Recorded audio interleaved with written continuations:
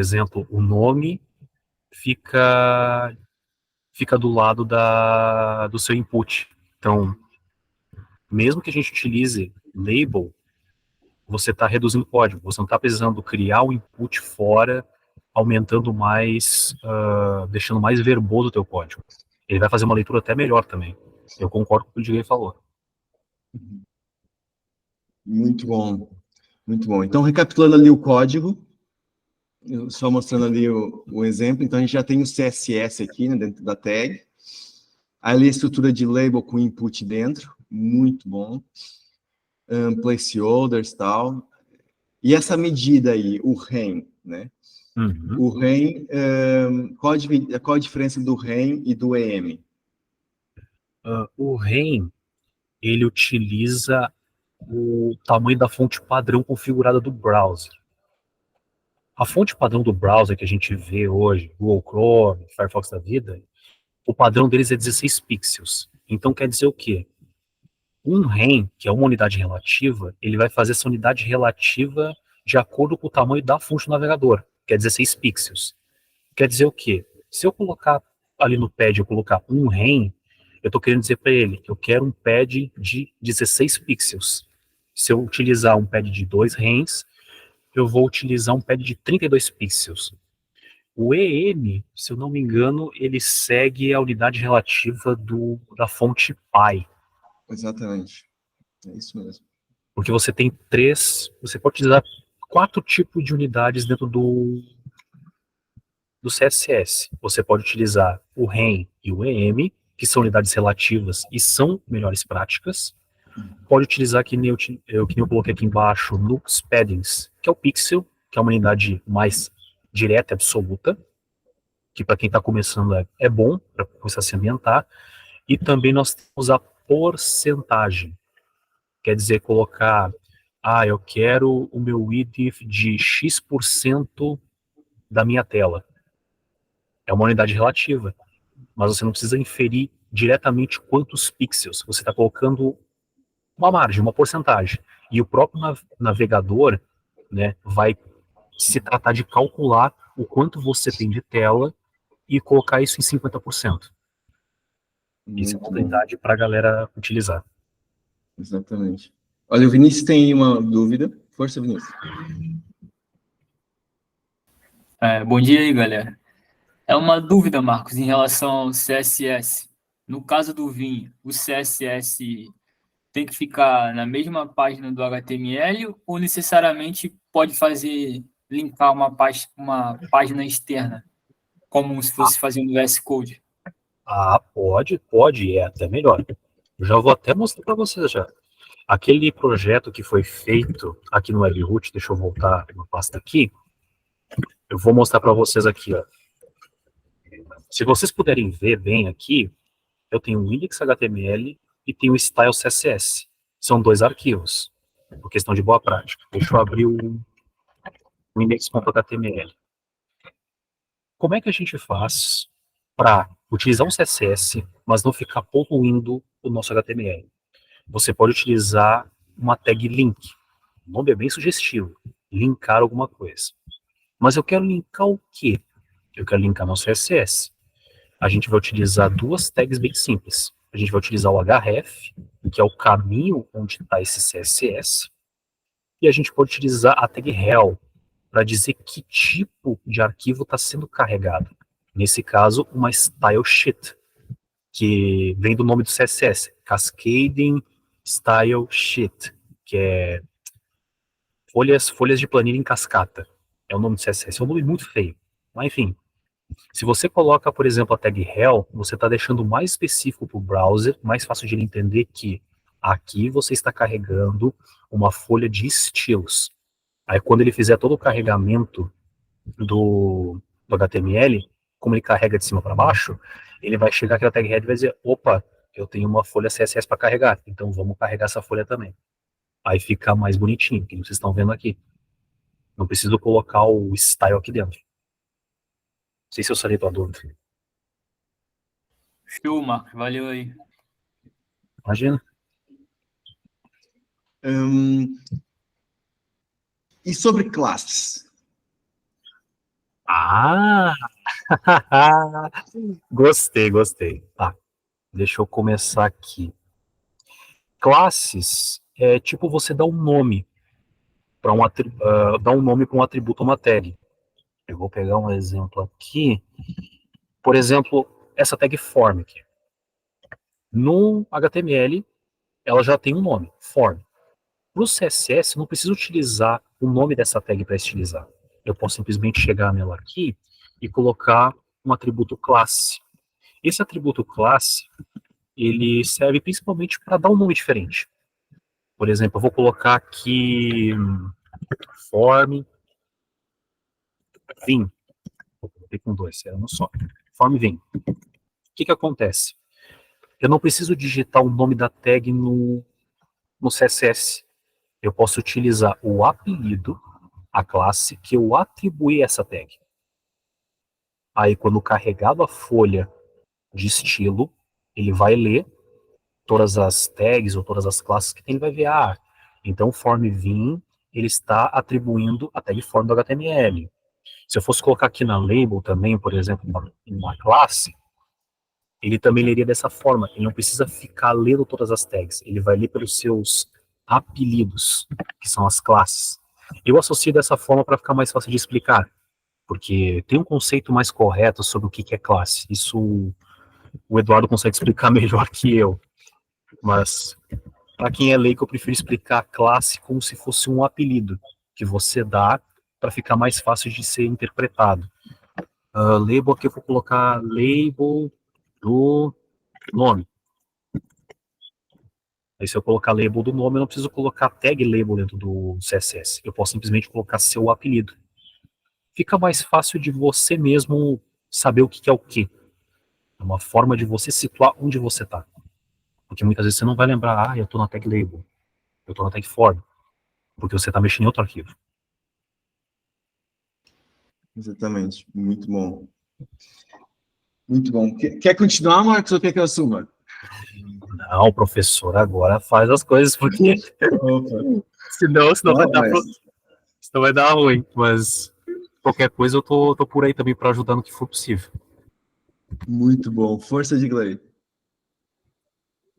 O Wagner perguntou ali sobre a questão do type, né, do atributo type da tag link, se é obrigatório usar ou não. Ele também está na tag script, o type. É sempre bom informar por questões ali de padronização, quando outra pessoa for ler o seu código, assim que ele notar ali, ele vai saber o que é que aquele arquivo significa e para que ele serve. Então é sempre bom informar, mesmo ele funcionando sem, né?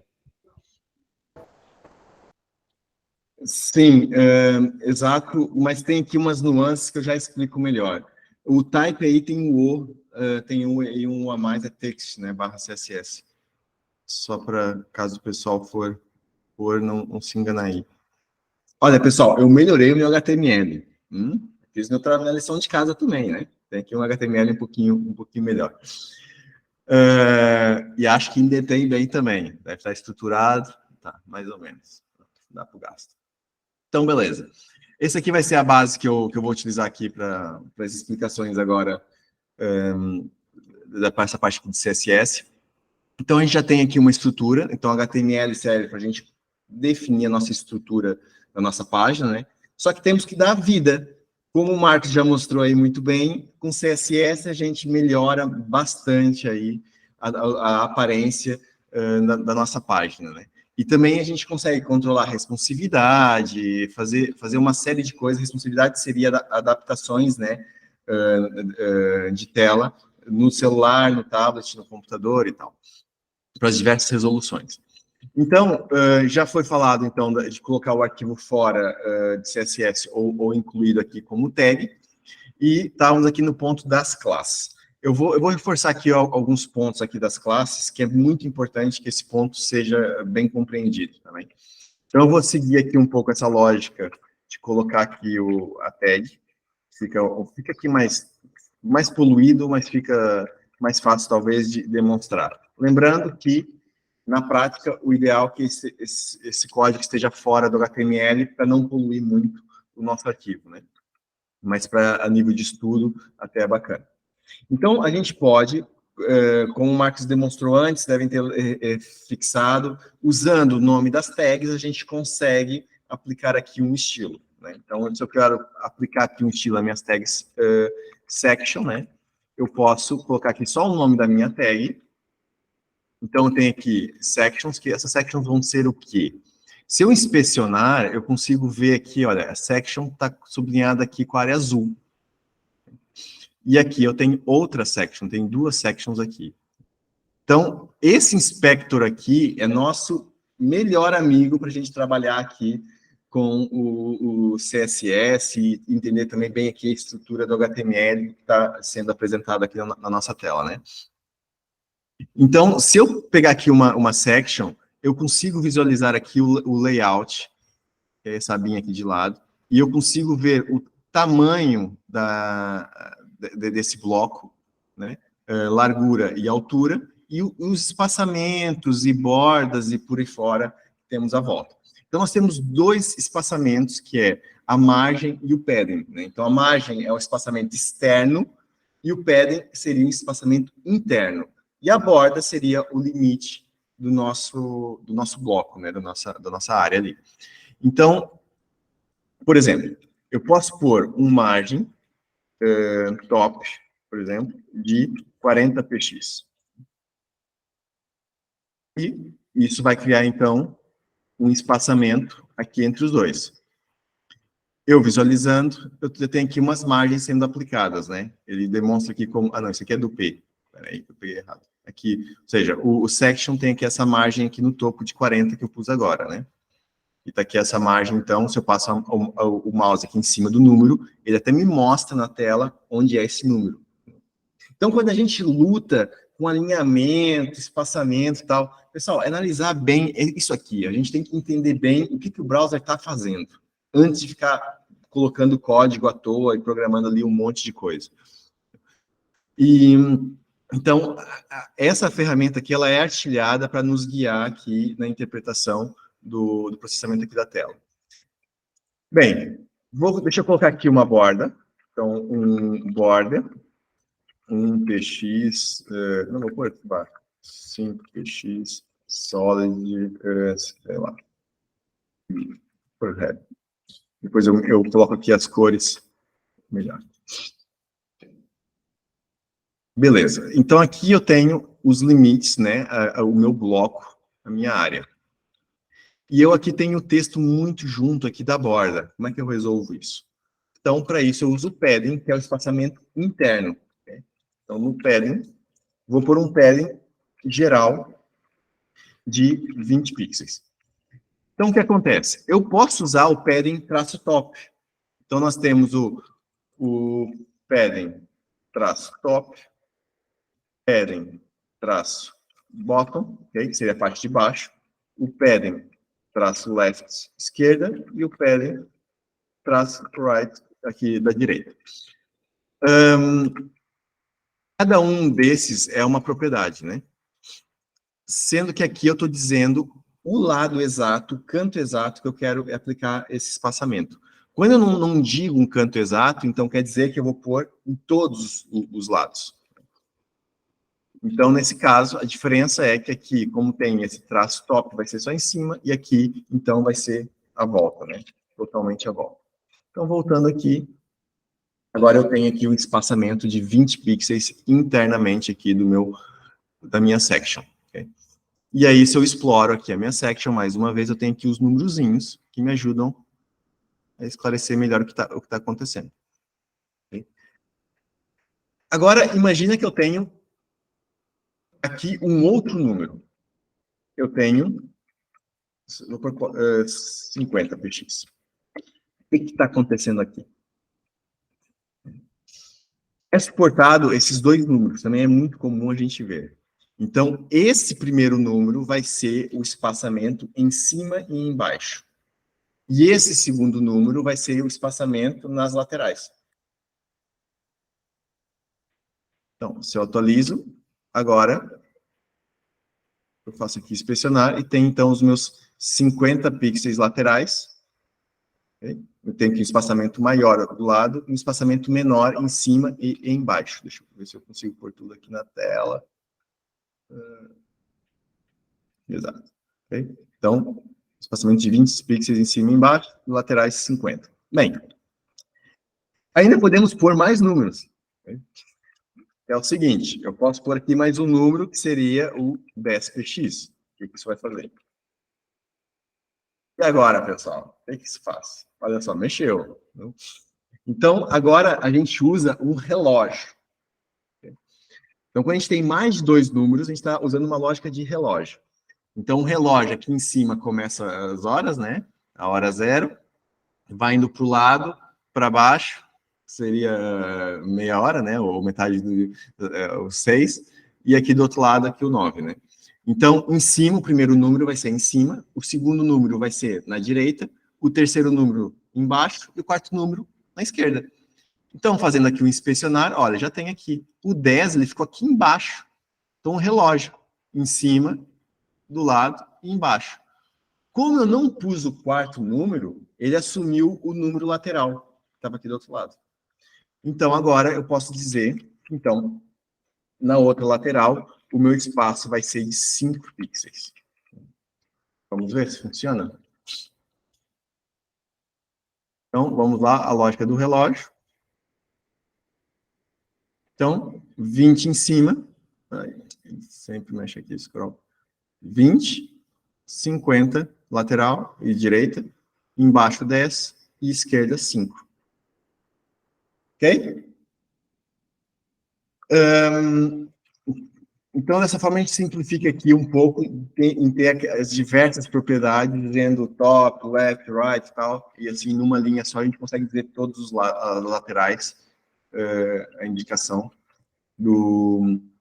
da dimensão ali, do espaçamento em todas as laterais. Bem, como eu estou aqui aplicando na section, então, e o meu código tem várias sections, então ele aplicou nas 2 sections que eu tenho, nas 2 tags, né? Section. Aplicou o mesmo style.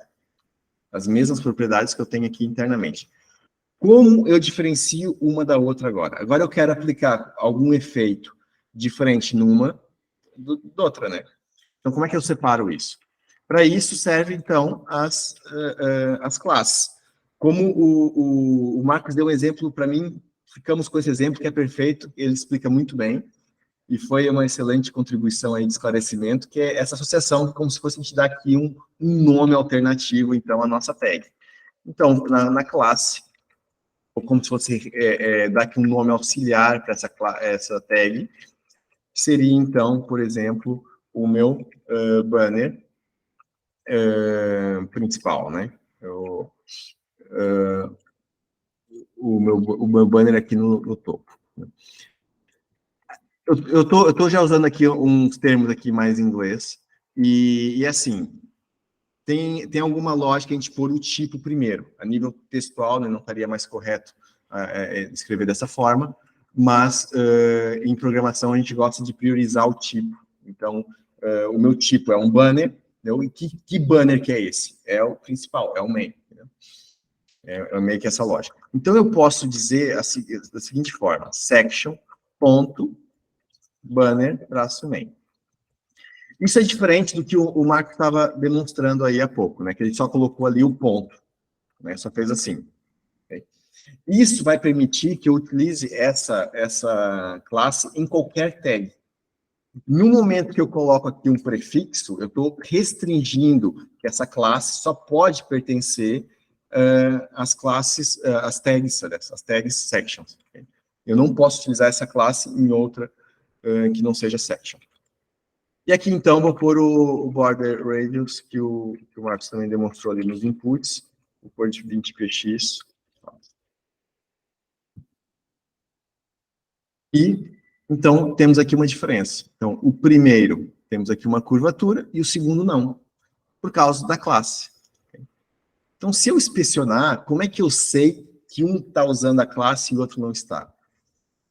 Bem, eu aqui vejo logo pelo elemento, né? Eu tenho aqui anotado a classe, mas eu tenho aqui, ó, nas rules, tem aqui, então, um detalhe todas as propriedades CSS que estão aplicadas ao meu elemento ali no HTML. Então, o que acontece? Se eu dedicar aqui algum tempo para processar essa informação e interpretá-la bem, eu já tenho aqui a classe que eu apliquei, tem aqui a da tag, então eu estou sobrepondo, né? Ele está pegando todas as propriedades que eu defini para a tag e acrescentando a propriedade que eu coloquei dentro da minha classe. E aqui do lado ainda eu tenho a linha, inline 8. Né? Clico e ele vai para a linha onde está isso programado. Então, pessoal, mega importante usar essa ferramenta. Como eu já sinalizei na outra aula, né? Essa ferramenta é a nossa ferramenta. A gente tem que dominar aqui no browser. Saber navegar no browser, isso é coisa de usuário. Programador navega no browser com essa abinha aqui, com essa ferramenta aqui, que tem muitos recursos aqui, dá para ver muita coisa, que aos poucos a gente vai desmistificando. Agora, por exemplo, eu quero sobrepor uma propriedade, uma configuração que foi feita aqui anteriormente. Então, eu posso dizer que a minha borda, né, a cor dela vai ser azul.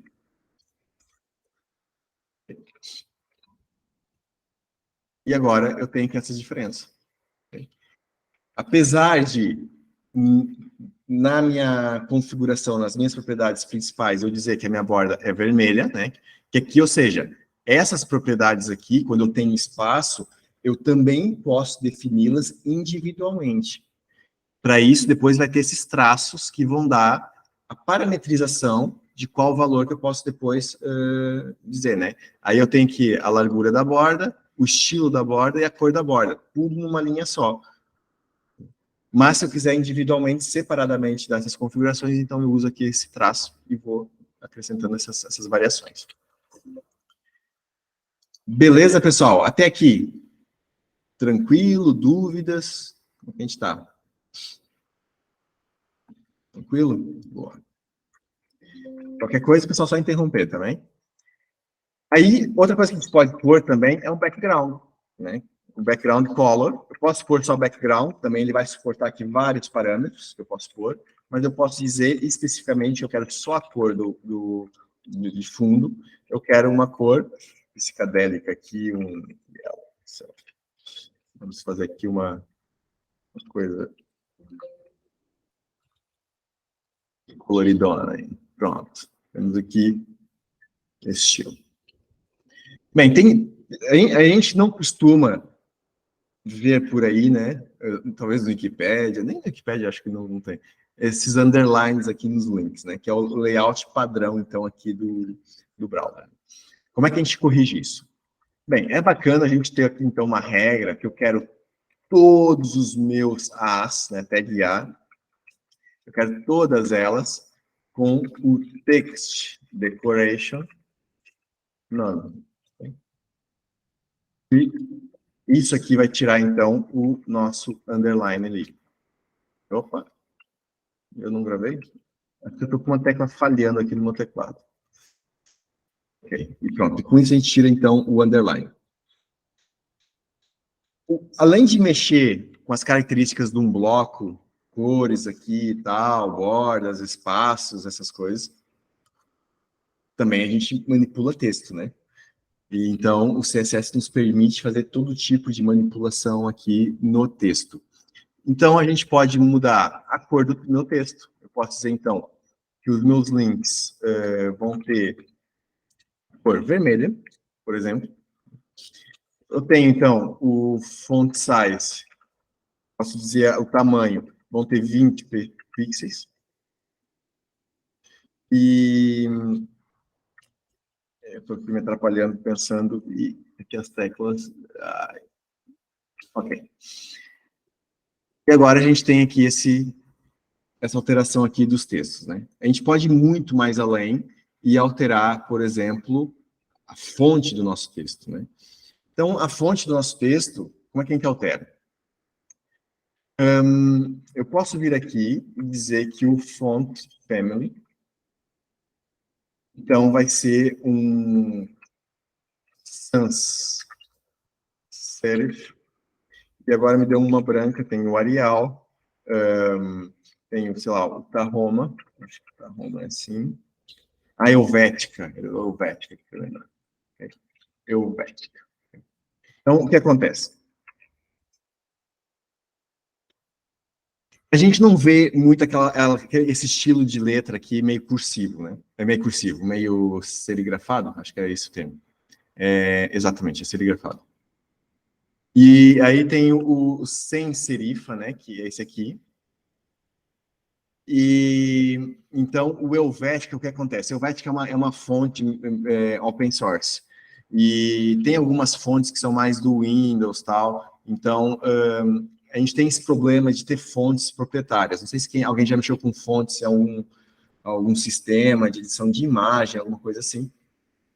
Então, quando a gente mexe com fontes, a gente debate que eu quero uma fonte com esse estilo, vou caçar na internet uma fonte, encontro a fonte perfeita e, pau, tem que pagar. Bem, para resolver isso, então a gente tem algumas fontes que já estão padrão aqui meio que no browser, que suportam aqui uma estilização um pouquinho diferente, mas é uma limitação, são poucas fontes, a gente tem aqui um limite assim muito restrito.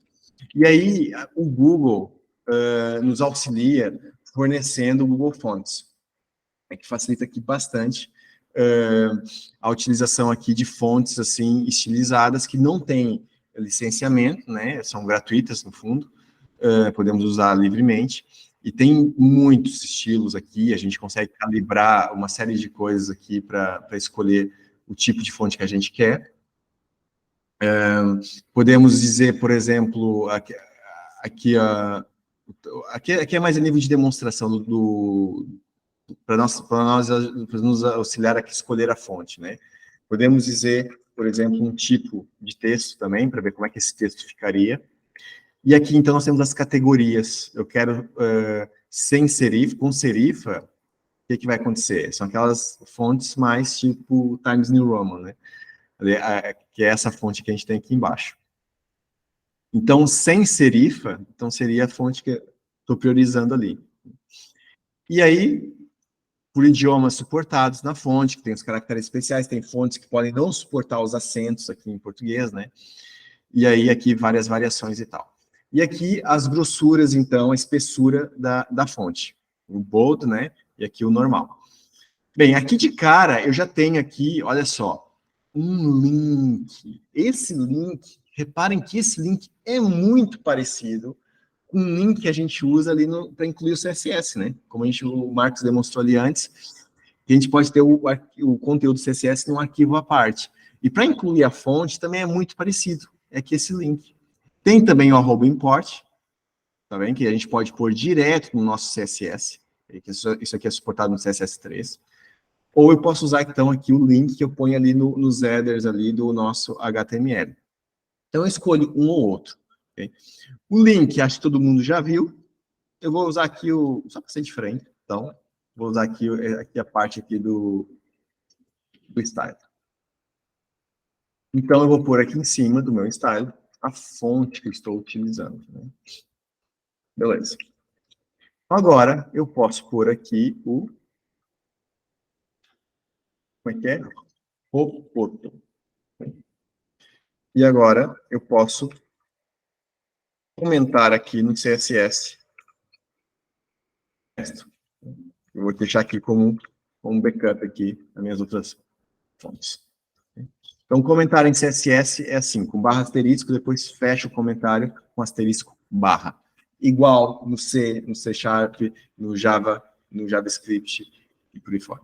Força, Wagner. Eduardo, quando nós definimos que vamos importar para o CSS, pelo próprio HTML, em que momento que nós tomamos essa decisão? O que pode influenciar essa decisão? Que vamos, ou seja, colocar o CSS num arquivo? Não, seria isso? A importação da fonte. A importação da fonte. Isso. Ok, desculpa. É assim, eu já puxei aqui pelo import, até fiz meio sem querer, mas já ajuda no futuro, porque a gente vai ver less. A gente vai falar sobre less. Então, no less, no SAS, é bom a gente fazer assim pelo import. Okay? A gente poupa a poluição no HTML. Há uns conceitos de programação que eu vou tentar explicar no futuro, pelo menos dar uma pincelada, que é o âmbito aqui do arquivo, o tipo de código que a gente deve priorizar nos arquivos, né? Também tem um princípio que é muito importante em ótica de programação, que é o SOLID, né? Daí tem o código de escopo aberto, escopo fechado, né? E a ideia é a gente ter o escopo mais fechado possível. O código tem que ser mais restrito, mais objetivo possível. Então, se eu vou mexer com fonte é de estilo, é CSS, então, por que eu vou pôr isso no HTML? Se já suporta, então eu coloco direto aqui no style. Só que há aqui um porém, que é a compatibilidade dos browsers, né? Então, o Google ele fornece aqui logo o link por uma razão, que ainda há no mundo usuários com navegadores antigos que não suportam esse @import, que faz parte do CSS3. Pode parecer meio maluco, mas há ainda empresas e lugares no mundo que usam Windows XP, e Internet Explorer antigo e por aí fora. E aí é mais uma questão de compatibilidade que é a questão do link. Mas quando a gente anda aqui para React, para um site mais moderno, a gente não coloca isso, vai ser tudo aqui com CSS3, porque senão também a gente não conseguiria ter o site assim tão moderno, né? Vai depender muito aqui do público-alvo. Beleza? Mais alguma dúvida aí, pessoal? Tranquilo? Então, olha, eu gosto do Firefox, que o Firefox ele tem esse alerta aqui no HTML, acho bem bacana. Se vocês estão com dúvida se o HTML está bom ou não, fazem aqui a view source aqui no Firefox, que é bacana. Então, olha só, ele já está me dando aqui a dica de que eu esqueci aqui o doctype. Então, eu esqueci aqui uma tag importante, que é o doctype ali, HTML, no início aqui do meu código. Então, me faltou isso aqui, o doctype HTML, né? E deixa eu só ter certeza que eu escrevi certo. É isso. Beleza. Agora, se eu salvar e vier aqui atualizar, devo ter isso corrigido. Pronto, não tem nenhum alerta. Então, beleza. O que mais que nos falta aqui? Já temos o tipo de fonte, por aí fora. Agora, vamos desmistificar as cores. Okay? Cores é um problema, né? Que cor que a gente deve usar? Olha a pergunta do Vinícius provocatória. O Ed. Quem sabe aqui a história do Edge? Quer contar aí para a gente? O novo browser aí poderosíssimo da Microsoft? Eu sei que o Edge, o Opera, o Vivaldi e o Chrome é tudo baseado no Chromium, né? Só o Firefox que é baseado em uma outra linguagem. Linguagem não, um outro software. Exatamente. É o Gecko, se não Gecko. Ixi, não, acho que é outro. Agora me pegou. Mas eu já soube isso de cor. Mais exótico. Mas é isso mesmo. Então, todos esses outros browsers, como o Wagner disse, são baseados na versão do Chrome Open Source. É Mozilla, aqui, Gecko, tá aqui. Exatamente. E a Mozilla tem, então, aqui o Firefox tem um motor próprio, né, que da Mozilla, e há um outro motor que também é muito utilizado, que é o WebKit, que a gente conversou um pouquinho antes da última aula, que está ali, o motor JavaScript usado ali no Boom, né, e tal, e o Node usa o V8 do Chrome, e por aí fora. E aí é umas situações interessantes. Mas isso dos browsers, então, é esse problema... Pronto, são browsers novos, mas na verdade é Chrome por baixo e tal. Mas isso foi bom da Microsoft, porque acabou com uma guerra, um dilema, aproveitando aqui a provocação do Vinícius, porque eu peguei a internet dos anos 2000 a 2010 e sofri muito com CSS, JavaScript, IF Internet Explorer, IF Internet Explorer versão 8, versão 9, versão 10. Pessoal, era um inferno. Era um inferno. Vocês não têm noção como o mundo é muito melhor hoje em dia. E graças a Deus, por algum milagre aí de universal, sei lá o quê, que a Microsoft resolveu abandonar a porcaria do Internet Explorer. que eles nunca acompanhavam as tendências aqui da web, os recursos mais avançados de programação, e tinha uma versão de browser lá muito usada ainda, engessada no Windows, que era super legada e era um inferno. Então, vocês podem reclamar que hoje em dia é difícil trabalhar aqui na área, vocês não imaginam o que é há uns anos atrás. Né? Hoje em dia isso está muito mamão com açúcar, vos garanto isso. Então, é assim, mas é tudo novo, há um percurso aqui e é degrau por degrau, né? Então, o nosso degrau agora é cores. Onde já foi? É cores. Então, vamos lá analisar as cores. Então, eu não tenho muito gosto para cores, né? Sou meio psicadélico, vocês já viram que eu gosto, assim, de umas cores meio doidas, né? Então, como eu não tenho um gosto muito aprimorado aqui para cores, eu tenho aqui uma facilitação, que eu posso pegar uma palete de cores, que já está ali bem escolhidas as cores, e escolho essas cores e vou embora. Né? Então, eu tenho aqui uma série de paletas já definidas, com níveis de contraste, por aí fora, tonalidades da mesma cor e tal. Então, eu escolho uma combinação que eu vou querer utilizar no meu site, e eu escolho ela e vou embora, eu vou ser feliz com ela. Então, eu vou escolher essa daqui, um tomzinho assim, meio pastel. Tal.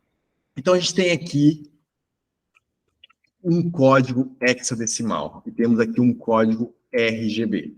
Né? Temos esses dois. Então, o que acontece? Hexadecimal, imagina que muita gente não foi estudar mesmo computação, né? E não aprendeu aí como é que o computador funciona por baixo dos panos, assim, a parte binária e hexadecimal, mas não há nenhum problema, a gente vive bem também pulando aqui uns degraus, a gente vai aprendendo no futuro e vamos pegando as coisas, não há problema. Mas, resumindo assim, muito rapidamente, o hexadecimal é uma zipada, é uma compressão, é uma forma de simplificar a numeração de 0 até 255. Okay? Ou 256. Tem sempre essa dúvida. O 0 quando está incluído ou não está incluído. Força? 255? Boa, obrigado. Porque eu já estou incluindo 0, né? Porque eu estou lembrando do... Como é que era? Os processadores 256, né? E o 356. Não, 66. Pá, já estou... É muito antigo. Estou puxando lá na memória, lá no fundo do poço. Aí o que acontece? Para a gente ter 6 letrinhas sequenciais, se eu tivesse números, olha só como é que ficaria meu número. Aqui não tem nenhum, né? Mas eu poderia ter aqui o número 10, por exemplo. Deixa eu pegar aqui outra cor. Eu pego aqui um número baixo. Olha aqui, 48, ok? O 48. Se eu tirar as vírgulas, eu não sei onde acaba e onde começa o número de cada cor. Por que é RGB?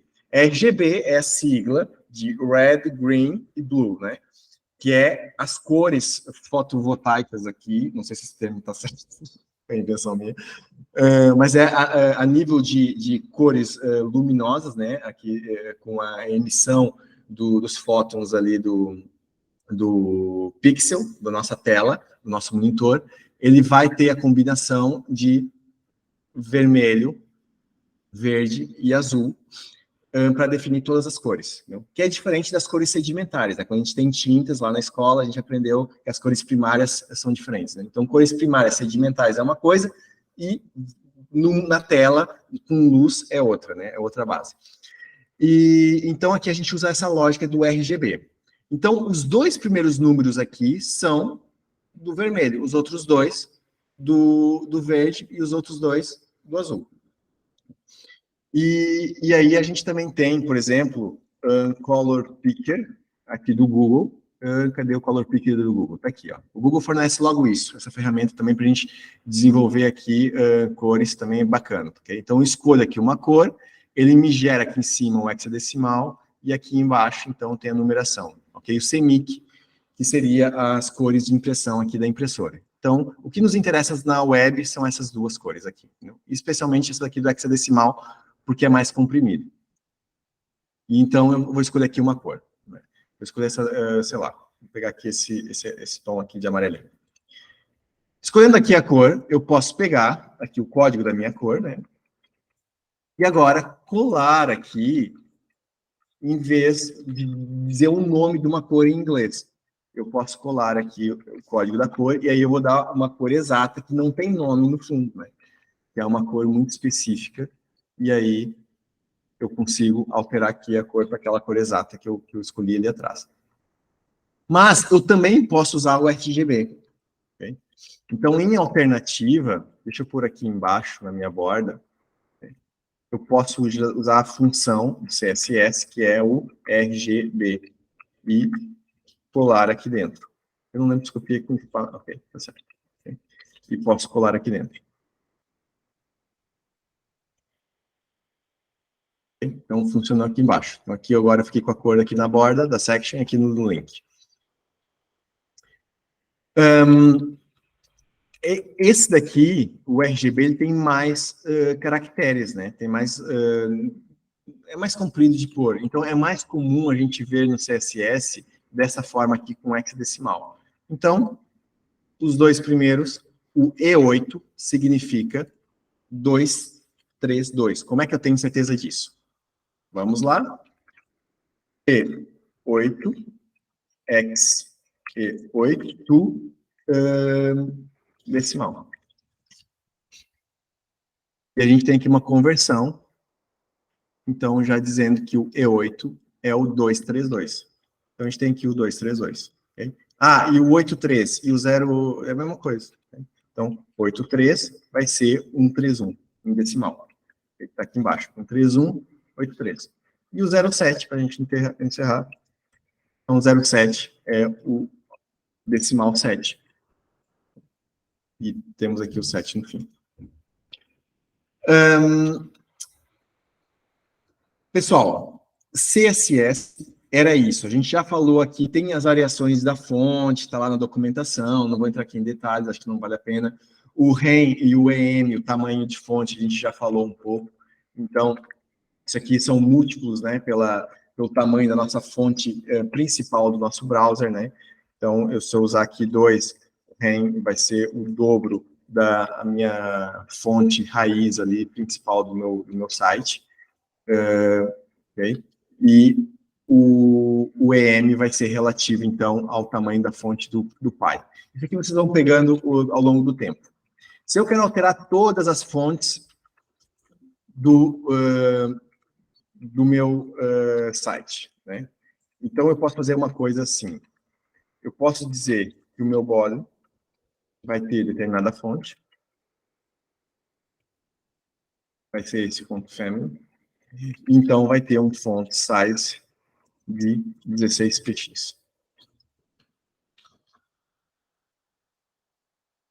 Então, se eu atualizar aqui, olha só, eu alterei as fontes aqui embaixo, todas as fontes do meu site já ficaram padronizadas. E aqui, nesse caso, está pegando o múltiplo ali de 16, tanto que ele aumentou aqui a letra, né? Então, ele está 2 vezes o tamanho do REM. Okay? Tanto, olha, 16 vezes 2 é 38. Okay? Aumentou aqui para 38. Então, se eu aumentar o meu border ali para 24, então aliás, eu pus EM, mas ele vai pegando do pai, então vai. Aqui da raiz ele vai dar 48, né? Então agora, tem aqui, no princípio, não sei se aumentou. Ixi, não. Então, fonte, era a fonte do browser, né, que tu tinha dito, né, Marcos? É, isso aí. Isso. Então, o REM vai ser a fonte padrão que a pessoa tem configurada no browser, no sistema operacional, né? Isso. Boa, obrigado. Então, é isso, por hoje de CSS. Dúvidas, pessoal? Até aqui. Força de Glei. O REM, ele não iria ler o font size definido no HTML, na tag HTML, ou ele também lê se você definir no board? Também lê porque, ou seja, é por hierarquia, né? Olhando para a lógica de árvore, então o nosso body, ele está aqui na raiz do nosso código. Então, o que a gente aplica aqui no Py, pelo menos a nível de fonte e tal, ele vai aplicar no geral, ok? A fonte, por padrão, vai herdando a configuração do pai. Outra forma que a gente pode fazer para forçar esse tipo de coisa é colocar aqui a vírgula e dizer as diversas tags que eu quero aplicar essa regra. Quero na tag A, na section, no div, no p e por aí fora. Né? E aí eu vou dizer as minhas diversas tags que eu quero aplicar essa regra. Daí, nesse caso, eu vou tirar aqui o body. Daí, ele vai aplicar nessas tags todas essas propriedades. Certo, mas eu falei em relação ao atributo ali de relatividade do REM. Se usa unidade de medida relativa ali, né?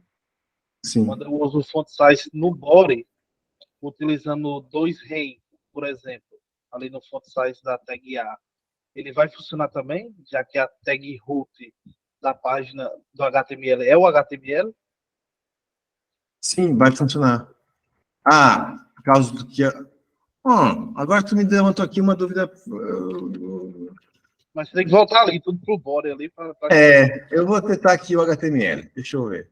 E o body realmente não é a raiz é o HTML. Olha que eu acho que deu. 57, é isso mesmo. É a fonte... A tag A tá no mesmo canto lá. Hã? A tag A tá no mesmo canto do HTML lá. Você colocou ela também como font size. Pois foi, realmente. Tô tentando achar que estava descobrindo. Ainda bem que vocês estão atentos. Olha, mas deu. Então, o REM é mesmo... Eu tinha ideia que o REM é o root, é o elemento pai.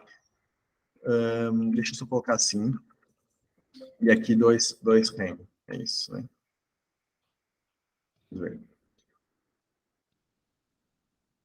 É isso. É HTML. Então, nosso root é com o HTML. N agora, para ver se... O N vai pegar porque o HTML força para todos os filhos, né? Então vai funcionar. Vai herdar ali todos os filhos e também vai dar o mesmo funcionamento. Então, aqui a diferença vai ser o seguinte. Se eu aplicar, então, no meu... Eu tenho aqui a tag header, né? Se eu aplicar aqui no header, então, outro tamanho de fonte, aí já deve afetar o A. Vamos ver. Header.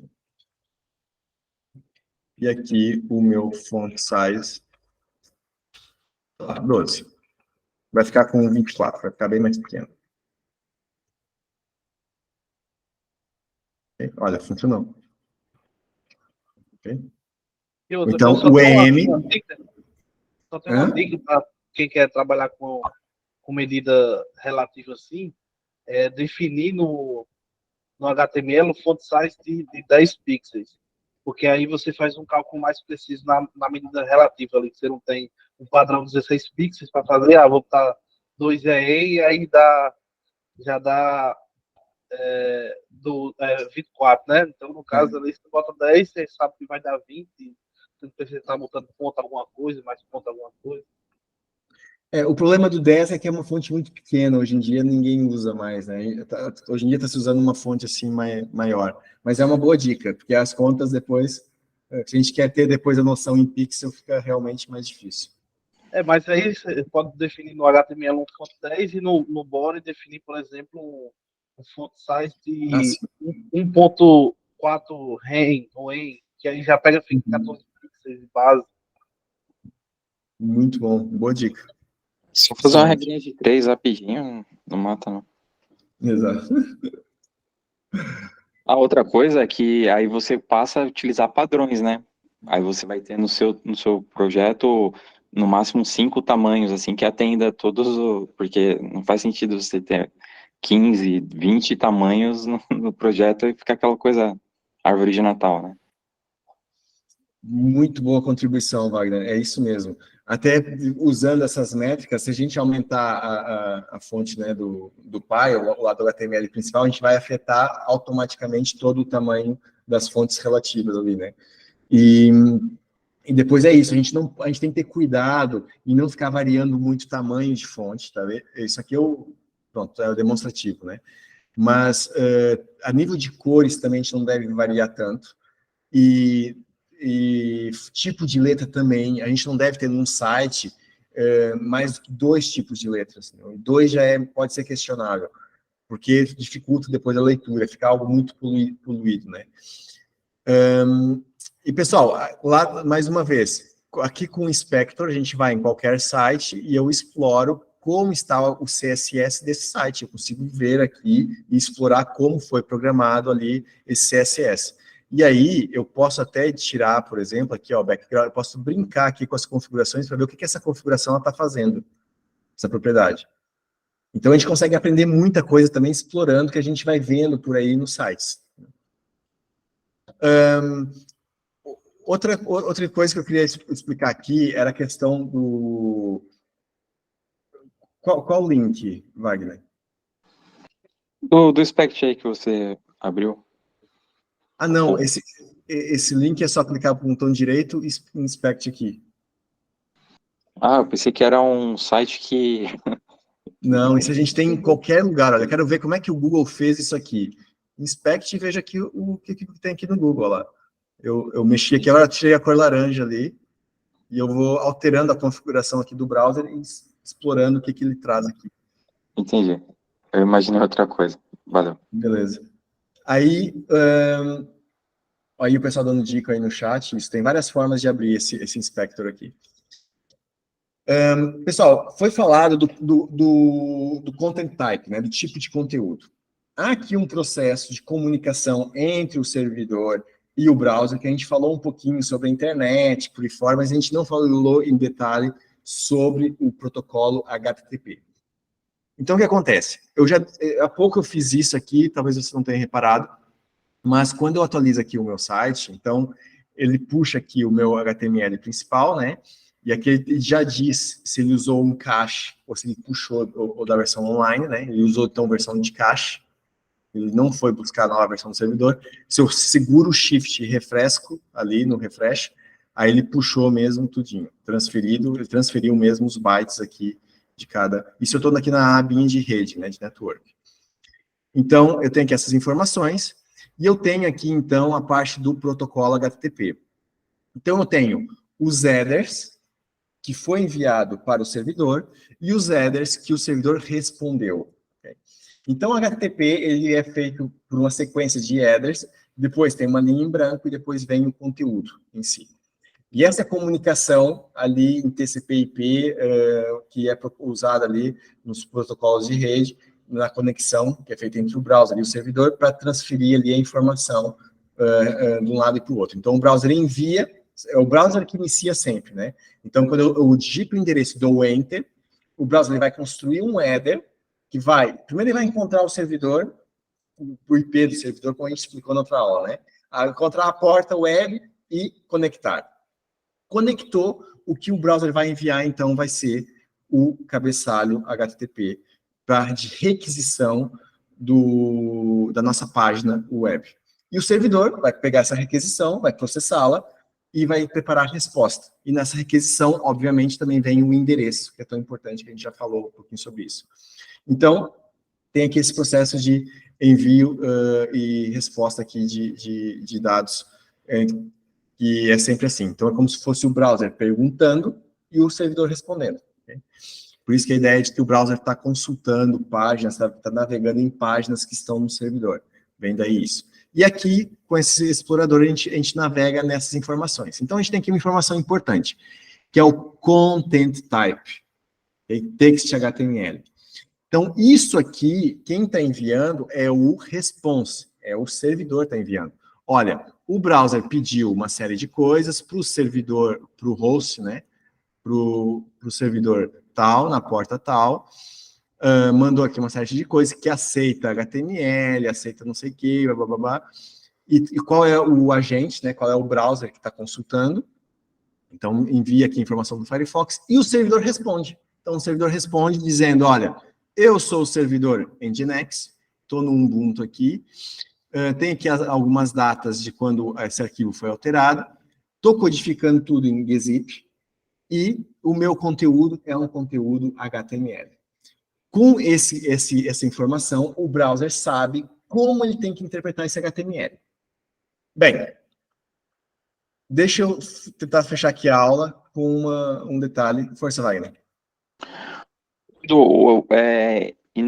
Esse é o header que o pessoal tanto fala? Exatamente. E é nele que quando a gente está importando o CSS externo, o type file lá, o tipo do arquivo, ele vai para esse header, é isso? Aí que tá. Eu vou explicar isso agora. Esse type não é tão importante por causa disso. Eu vi vocês falando sobre isso, por isso que eu estou já tocando nesse assunto. Que é o seguinte, eu colei, então, meu HTML aqui, né? Está aqui indentado, e está aqui o meu HTML, não, o meu CSS. Então, meu CSS agora está num arquivo à parte, né? Como que eu incluo esse CSS? Então, eu chamei de style.css. Então, eu vou apagar aqui tudo, né? Ou então, com a tecla V, seleciono tudo, aperto aqui o DD, e aqui o DD, fim da linha com cifrão, Enter. Né? Então, agora, a gente pode pôr aquela tag do link, né, que a gente já falou dela, e que ali no Google também na fonte, se vocês recordarem aqui na fonte, ele também dava essa opção. E reparem que o Google aqui no link, ele não tem esse content type que vocês estavam falando. Okay? O próprio Google já não sugere isso, por uma razão que é o seguinte. Se eu colocar, então, aqui o meu link, e aqui o rel, né? Eu posso dizer que, então, é uma folha de estilo, né? Isso aqui é mais até para nós humanos interpretarmos, né? E aqui o href. Então, digo aqui o meu meta, né? Eu tenho mania de fechar as tags. E aqui eu uso então, o style.css, que foi o nome que eu dei para o meu arquivo. Feito isso, se eu fizer aqui o refresh, se tudo correu bem, ó, tudo igual ao style. Então, é sinal que funcionou. Se eu fizer aqui o view source, já não tem aqui tá aqui o link, né? Por causa que ficou mal indentado. E olha só que legal. Ele está aqui, ele foi puxado, e aqui o indicator está aqui style sheets, e o type CSS. Como é que o browser sabe qual é que é o type desse arquivo? Por uma razão simples, que é o servidor web, responde para o browser, olha, isso aqui é esse arquivo style CSS é um content type text CSS. Então, a gente não precisa pôr ali na nossa tag. Se eu não trabalhar com um servidor web, se eu estiver trabalhando com arquivos estáticos na minha máquina, aí talvez eu precise pôr aquele type ali no link. Entendeu? Mas eu não preciso pôr aqui porque eu estou atrás de um servidor, e o servidor automaticamente, pela extensão do arquivo, ele já associa uma resposta de conteúdo para o browser saber como tratar essa informação. Pessoal, o mesmo acontece para imagens. Okay? Se não for esse content type, o browser não vai saber que é uma imagem. E vai processar isso como um texto, um HTML e por aí fora. Beleza? Boa. Já estão aí falando que fechar a tag é boa prática. Claro que eu também acho que é, porque esquecer tag aberta pode ser complicado. Muito bom. Então é isso, pessoal. Alguma questão? Eu só tenho uma dúvida. Você colocou o endereço do arquivo CSS no import lá, direto. Qual que é a diferença de pôr direto e com ponto barra, né, dando o endereço literal dele? O ideal até é usar o barra. Porque se eu copiar essa linha de código e colocar em outros arquivos, e até em subpastas, se eu não tiver barra, não vai funcionar. Até o mais correto seria eu criar uma pastinha de estilos, né, e colocar meus CSS lá dentro, porque eu posso ter vários estilos aqui, vários arquivos de estilos. Só que depois a gente tem um outro problema. E se eu quiser agora pôr o site todo debaixo de uma pasta, e aí no código eu estou usando barra. Normalmente, o CSS a gente vai buscar, né, na raiz do site. O mesmo acontece com o logotipo. Então, o logotipo também, as imagens principais do nosso site, vão ir lá na barra, puxar esses arquivos, né? Então, é normal a gente ver, então, essa questão da barra, assim, que também eu acho que é uma boa prática. É melhor do que não ter. Daí facilita, no futuro, se eu mexer aqui nos arquivos e reestruturar o HTML, tá puxando lá sempre. E esse problema aumenta quando a gente começa a ter aqui muitas URLs simbólicas, né, blá, blá, blá, blá, blá, blá, blá, blá, que isso a gente vai fazer no React lá na frente, com React Router DOM, que é programação assim, de URLs fictícias que depois vão executar o nosso código, né? Então, daí esse problema no CSS também se põe aí. Beleza, pessoal? CSS e imagens. Alguma questão? Vamos para o intervalo? Venturinha, força. É rápido e espero não complicar muito, mas a questão do content type é o Nginx é que faz essa conversão, certo? Pelo facto de não estarmos a definir.